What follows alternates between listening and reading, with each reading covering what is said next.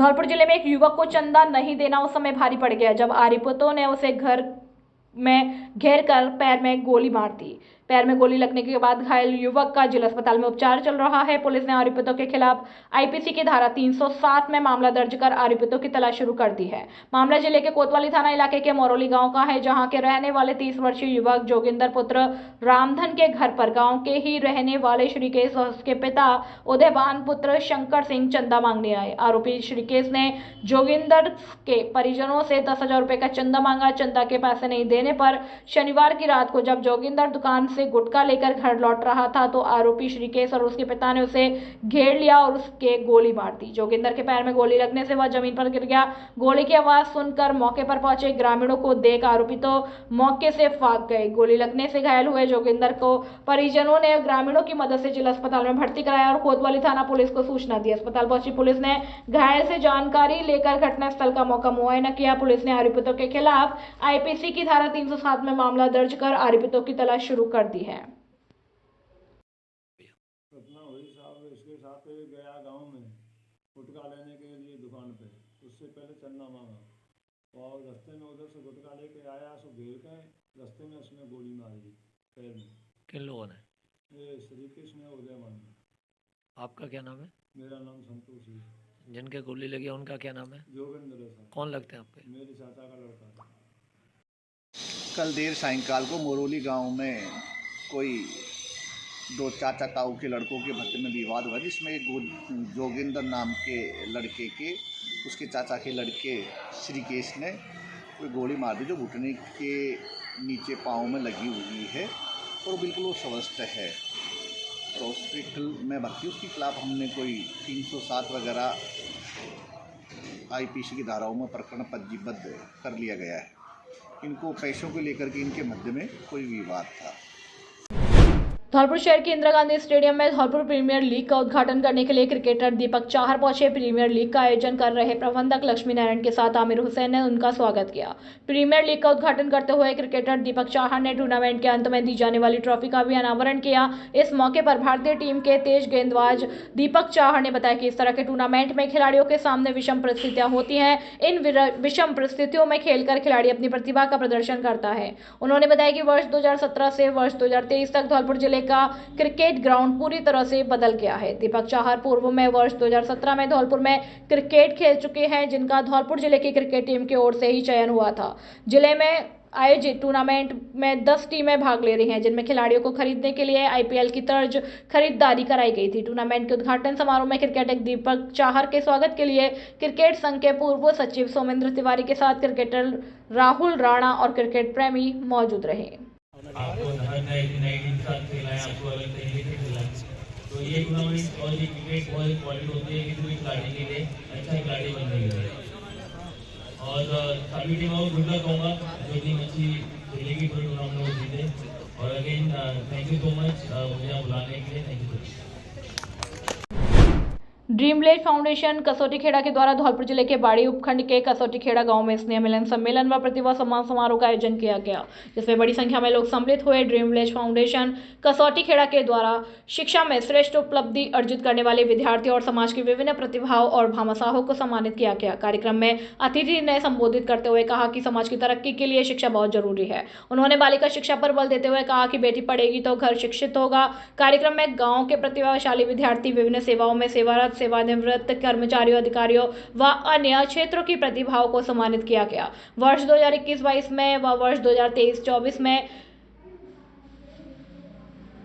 कक्षा 10वीं 12वीं में 75% से अंक अधिक प्राप्त करने वाले गांव के मेधावी छात्र छात्राओं को सम्मानित किया जाएगा। वहीं वर्ष 2021-22 व वर्ष 2022-23 में स्नातक व स्नातकोत्तर में 70 से अधिक प्रतिशत अंक प्राप्त करने वाले गांव के मेधावी छात्र छात्राओं को सम्मानित किया जाएगा। इसी कड़ी में वर्ष 2015 व उसके बाद राजकीय सेवा में चयनित सम्मानित सेवाकर्मी का सम्मान एवं राजकीय सेवा से सेवानिवृत्त कर्मचारियों का अधिकारियों का सम्मान किया जाएगा।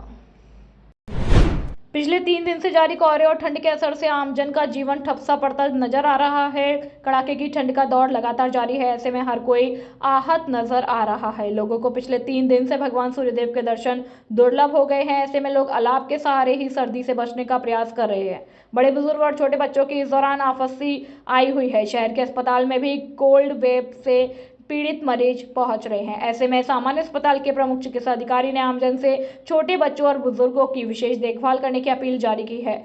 लगातार 3 दिन से पहाड़ों से आई ठंडी हवाओं का असर बना हुआ है। आसमान में बादल छाए हैं, साथ में कोहरा पड़ रहा है। ऐसे में रविवार को भी न्यूनतम तापमान 8 डिग्री रहा, वहीं अधिकतम तापमान भी 16 डिग्री से ऊपर नहीं जा रहा।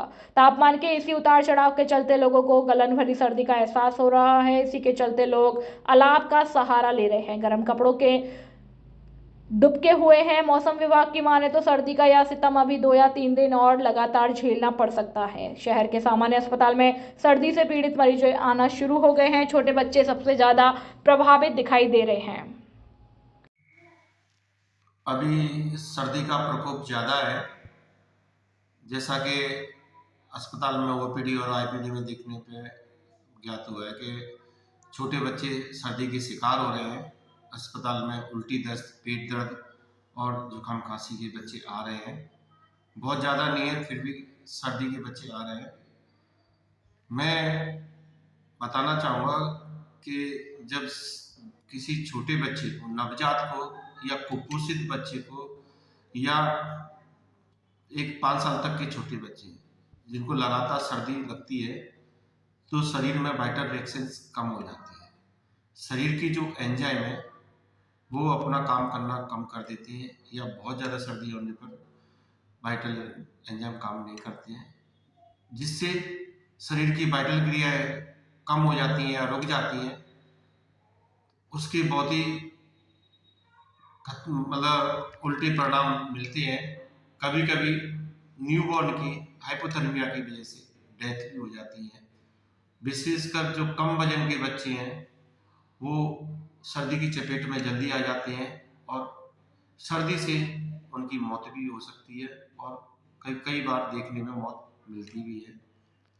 मेरा सभी से यही एक निवेदन है, 5 साल तक के छोटे बच्चों को 3 या 4 लेयर के कपड़े पहनाएं, टोपे मोजे जरूर पहनाएं। 3-4 लेयर में 2 ऊनी कपड़े और 2 सूती कपड़े हो।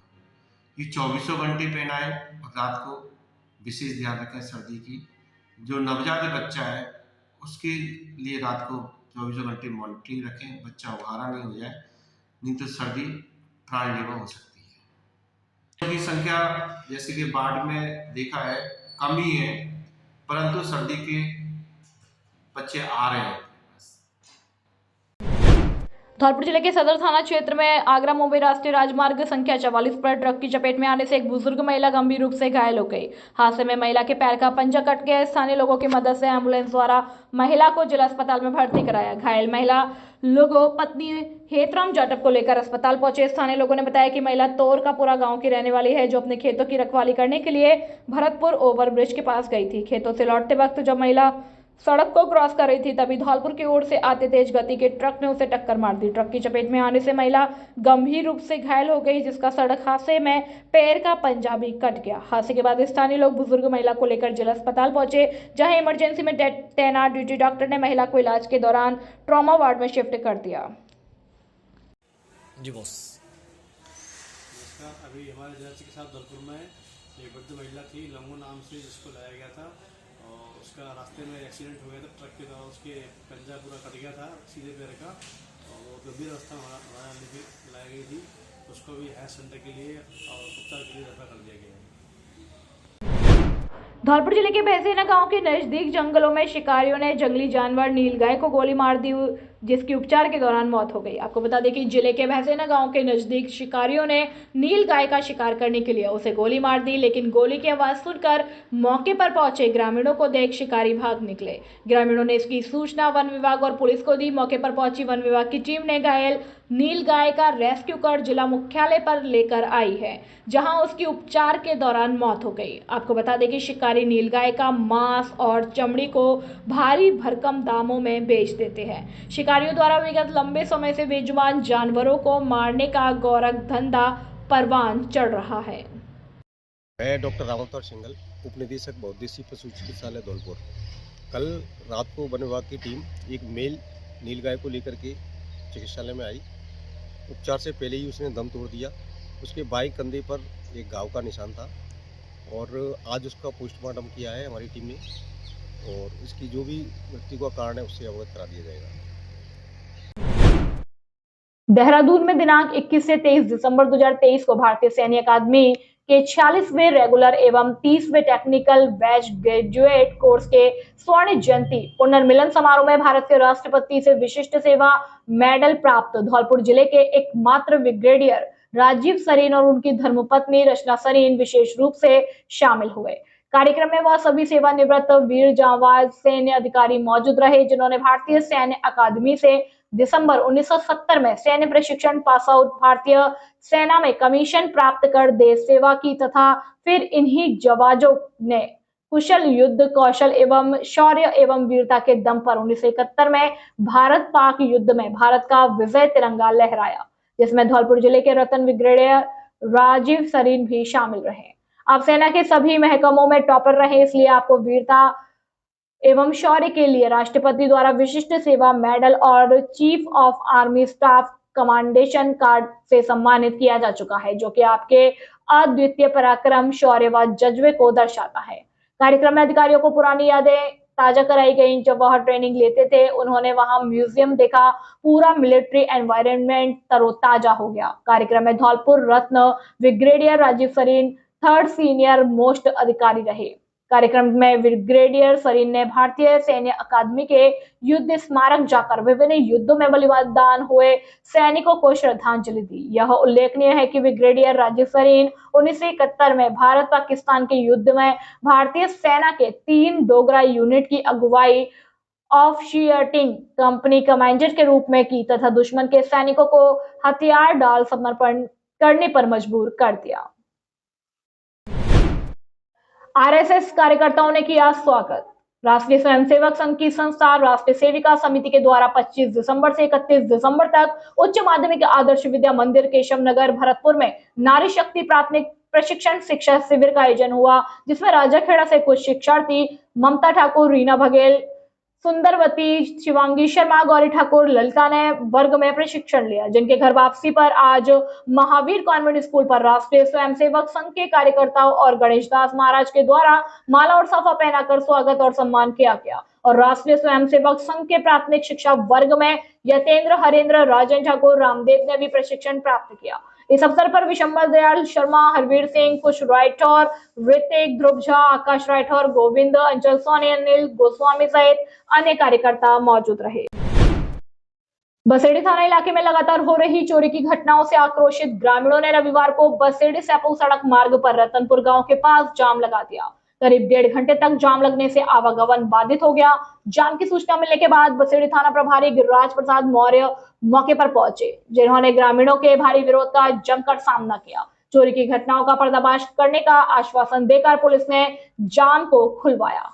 स्थानीय ग्रामीण श्यामवीर सिंह परमार ने बताया कि विधानसभा चुनाव समाप्त होने के बाद ही इलाके में लगातार चोरी और नकबजनी की घटनाएं बढ़ रही हैं। थाना इलाके के महू गुलावली, नगला रायजीत, रतनपुर आदि गांवों में लगातार चोर गैंग सक्रिय हो रही है। 1 दर्जन से अधिक चोरी की घटनाएं हो चुकी हैं। चोरी की घटनाओं के मामले भी पुलिस में दर्ज कराए गए हैं, लेकिन पुलिस घटनाओं का पर्दाफाश करने में नाकाम साबित हो रही है और चोर बदमाशों से काफी भय और आतंक का माहौल बना हुआ है। ग्रामीण रात में जागकर रखवाली कर रहे हैं। करीब 1.5 घंटे तक जाम लगने से दोनों तरफ वाहनों की लंबी लंबी कतारें लग गई। पुलिस ने चोरी की घटनाओं का खुलासा करने का आश्वासन देकर मामले को शांत कराया। ग्रामीणों ने पुलिस और प्रशासन को चेतावनी देते हुए कहा कि चोरी की घटनाओं पर अंकुश नहीं लगाया तो ग्रामीण आंदोलन करने के लिए मजबूर होंगे। खिलाफ लगा हुआ है, 4-6 रोज बढ़िया आ रहे हैं, रोज चोरी है रही है। क्या करें कि तक हो जाए, लाइट कट जाते हैं।